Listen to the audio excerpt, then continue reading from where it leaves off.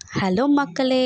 Sunday afternoon என் ஸ்டைலில் சாம்பார் எப்படி செய்யலான்னு பார்க்கலாம் வாங்க. ஒரு கடாயில் கொஞ்சமாக எண்ணெய், கொஞ்சோண்டு கடுகு, சீரகம் எல்லாம் நல்லா பொரிஞ்சதும், வெங்காயம், கொஞ்சோண்டு கருவேப்பிலை அது நல்லா வதங்கினதும், நெக்ஸ்ட்டு என்ன காய் யூஸ் பண்ண போகிறீங்களோ அந்த காய் அதையும் நல்லா கொஞ்ச நேரம் ஒரு ஹாஃப் குக் ஆனதுக்கப்புறம் நெக்ஸ்ட்டு மஞ்சள் தூள் கொஞ்சோண்டு, தேவையான உப்பு, நெக்ஸ்ட்டு சாம்பார் பொடி போட்டு நல்லா 1 1/2 ஸ்பூன் சாம்பார் பொடி போடுங்க. போட்டு நல்லா வதக்கிக்கோங்க.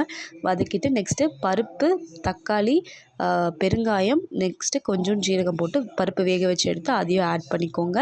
நெக்ஸ்ட்டு நல்லா கலந்துட்டு நமக்கு தேவையான தண்ணி ஊற்றி கொஞ்சம் ஒரு 3 to 4 மினிட்ஸ் நல்லா கொதிக்க விட்டு எடுத்தோன்னா டேஸ்டியான சாம்பார் ரெடி. இதுதான் நான் சிம்பிளாக இப்படி தான் செய்வேன். உங்களுக்கு நீங்கள் எப்படி செய்வீங்க அப்படின்னு சொல்லிட்டு மறக்காமல் கமெண்ட் பண்ணுங்கள். அண்ட் ஆல்சோ நெக்ஸ்ட் வீடியோ பார்க்கணுன்னா என்னோட பேஜை நீங்கள் சப்ஸ்கிரைப் பண்ணிக்கோங்க. அண்ட் ஆல்சோ லைக் பண்ணுங்கள். டேஸ்டியான சாம்பார் ரெடி. நெக்ஸ்ட் வீடியோவில் பார்க்கலாம்.